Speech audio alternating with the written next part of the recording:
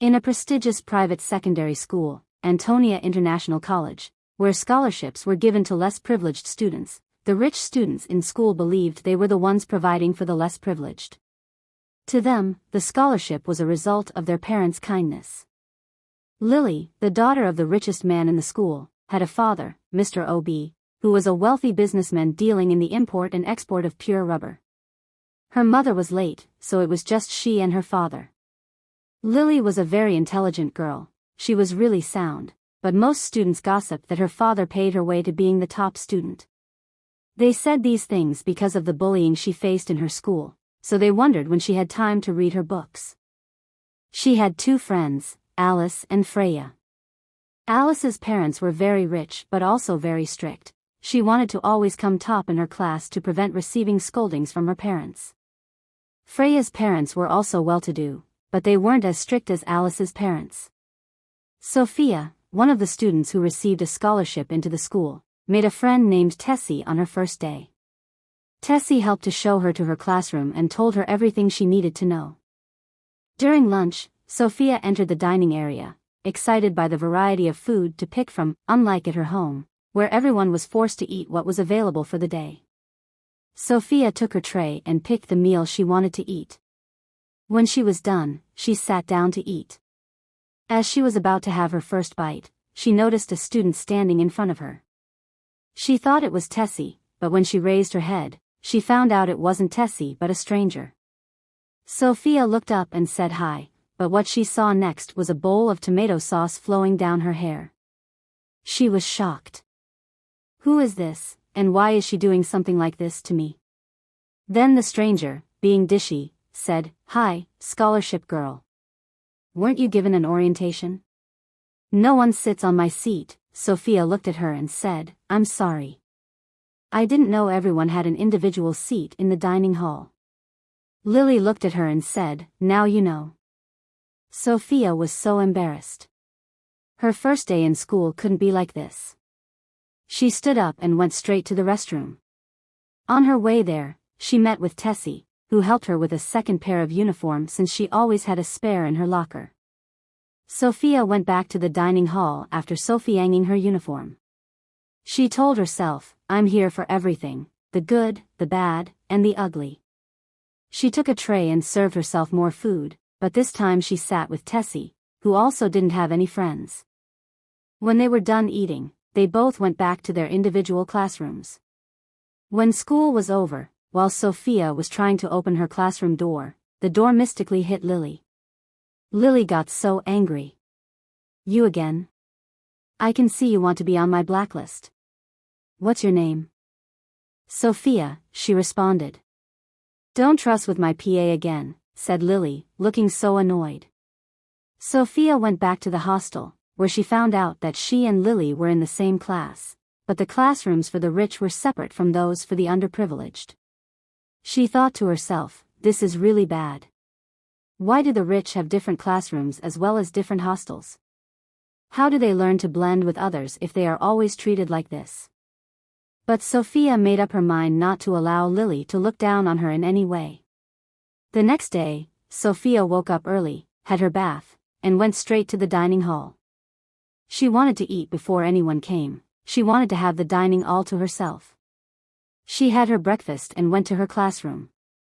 Sophia always tried her best to avoid Lily. She hated the idea of Lily being seen as the queen bee in school.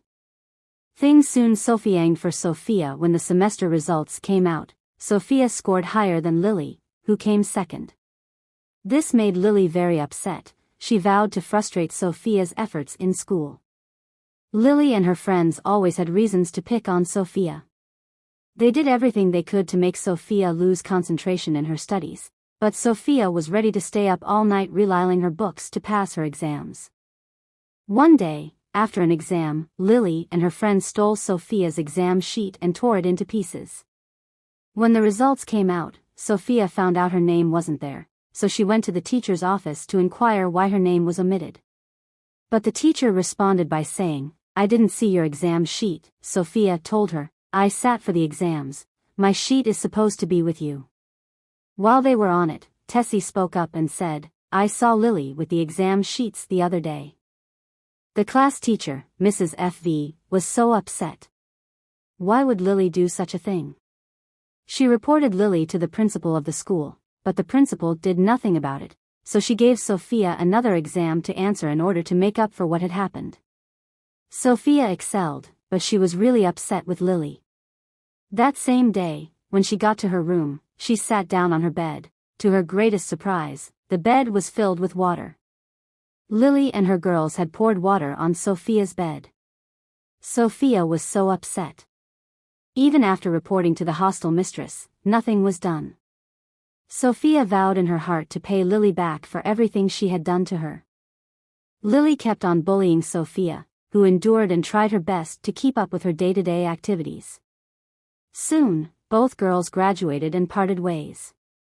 Lily, being the daughter of a wealthy man, was sent abroad to study for her university, whereas Sophia was sent to a federal university. Sophia was determined to bring her family out of poverty, as her parents struggled to send her and her siblings to school. She was determined to finish university and get a job to assist her parents. Sophia burned the midnight oil and also sold fabric in the village market to support herself through school. Sophia graduated with a second-class upper degree in accounting and became an accountant at a bank. One fateful day, Mr. O.B. came to the bank and wanted to access his account and make a major transfer for his business partners. He met with Sophia, who was his new account manager. Sophia helped him process the transaction quickly and efficiently. Mr. O.B. loved how organized Sophia was, neatly dressed, spoke very well, and was very nice. He complimented Sophia, and she replied, "Thank you very much, sir." Mr. O.B. was so glad to have Sophia as his new account manager that he soon stopped coming to the bank, as he could just call Sophia and she would handle all the necessary transactions needed. One day, Mr. O.B. asked if she could please come over to his company. He wanted to give her some cash to help pay into the accounts. When she got there, to her greatest surprise, she was welcomed with a dinner table. Sophia, who stood confused, heard Mr. O.B. say, "Come in," and she entered. Mr. O.B. pulled the sofa out for her to sit. After she sat down, he opened a glass of wine and called for her. Mr. O.B. sat down and started confessing his feelings for her. Sophia liked him, but the age difference was something she wasn't sure of. Mr. O.B. looked at her and told her, "Sophia dear, forget the outward appearance." "I am young at heart," Sophia asked to be given some time to think about it, so Mr. O.B. accepted. When Sophia got home, she thought about it and said to herself, "I'm not sure I can get married to him, his age is too far apart from mine." So, Sophia decided to tell him the next day that she couldn't get married to him. When Sophia got to the office that day, Mr. O.B. sent Sophia account details, asking her to please send some money to his daughter abroad. When Sophia logged in the account details to make the transfer, she was shocked to see a Daisy O.B.'s face. She screamed. "So Mr. O.B. is her father." Sophia thought to herself, "It's time to take my revenge." That evening, when she met Mr. O.B., she told him, "Yes, I accept your feelings, and I will get married to you." Mr. O.B. was so excited. They started hanging out, and Sophia soon fell in love with him. She suggested they have a civil wedding, so the civil wedding took place, and Sophia moved in with Mr. O.B. Mr. O.B. was excited. After their marriage, he allowed Sophia to handle most of his financial transactions. He trusted her so much that he didn't even need to sign any documents. He made Sophia the signatory on most of his accounts and carried out her daily duties diligently. With Mr. O.B. getting all the love he needed, whatever Sophia asked for, he fulfilled without any hesitation. Mr. O.B. told Sophia he would like her to meet his daughter, to which Sophia accepted. They planned a party to announce that they were married. Mr. O.B. called his daughter Daisy to inform her of the party he was hosting and said he had a surprise for her. Daisy accepted to come back for the party. Sophia also informed her parents about the wedding. They weren't happy with it, telling her the age difference was too much, but she told them she loved him, and that was all that mattered. On the day of the party, everyone was having fun. Lily, who was back home with her luggage, quickly went upstairs to freshen up to join the rest in the garden.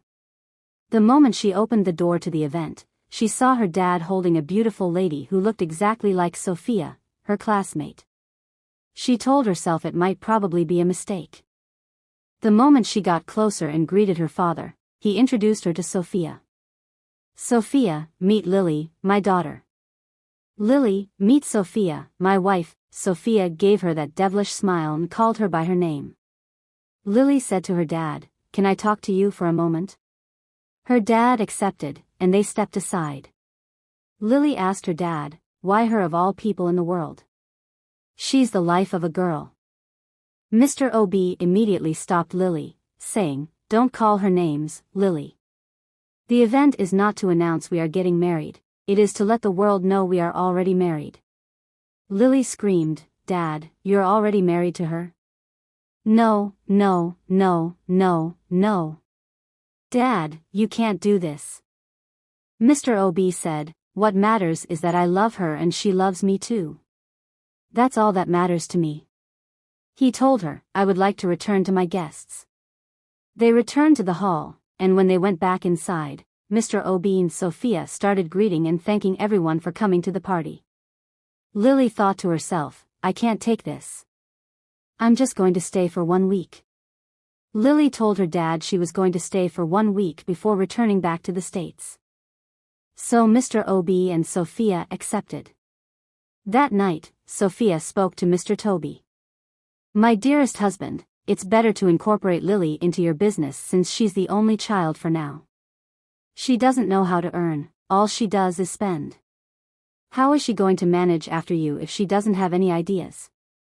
Mr. O.B. listened to Sophia's words and saw reasons with her. The next day on his way to work, he spoke to Lily while she was having breakfast. "What do you think about joining the business?" But the moment he brought the topic up, Lily objected immediately. "Dad, I'm not a business girl, I don't think I want to join the company yet." So he kept quiet and finished his breakfast while going to work. Sophia told him not to worry about it, saying she would handle it. Mr. O.B. asked her how, but she told him not to worry. They lived in peace, with Sophia preparing all meals and doing everything while Lily did not assist. All she did was stay in her room and eat the meals when they were ready. It was time for Lily to return back to the States. That morning, she woke up and asked her dad why he hadn't booked her flight. Mr. O.B. said, "I asked my wife to do that. Please ask her if she did." Lily went to ask Sophia about her flight, but Sophia responded, "Sorry, dear. You know bills don't pay themselves. If you want to travel back to the States, then work for it." At this, Lily became furious. "Who are you to talk to me in that manner?" she screamed. Sophia looked at her and said, "I am the stepmother you will wish you never had. Because from today, this is how things stand." Sophia left her and went straight to the car. Mr. O.B. didn't say a word, instead, he joined Sophia in the car. It was 1 week, and Sophia hadn't booked the flight. Mr. O.B. stood solidly behind Sophia too. That evening, Lily accepted to join the company. She thought accepting the job would come with plenty of pleasures, probably she would be driven to work. But Sophia gave her yet another condition: you must work from 8 a.m. to 6 p.m. Any day you come to work late, your pay will be deducted. Lily said, "That can't happen. It's my father's company." Sophia said, "Yes, it is, but right now, you're a staff, not a manager or CEO. Secondly, you won't be given any driver. If you must use a car, you have to drive it yourself. You are responsible for everything the car needs, including the fuel." Lily started crying. "Papa, how can you let this lady control you to the extent of giving me so many rules?" Her dad told her, "It's for the best, my daughter." Lily started working, but it wasn't easy on her. She tried to adapt to the new environment and her work life. All Sophia wanted from her was a sincere apology for all she did to her while they were in school.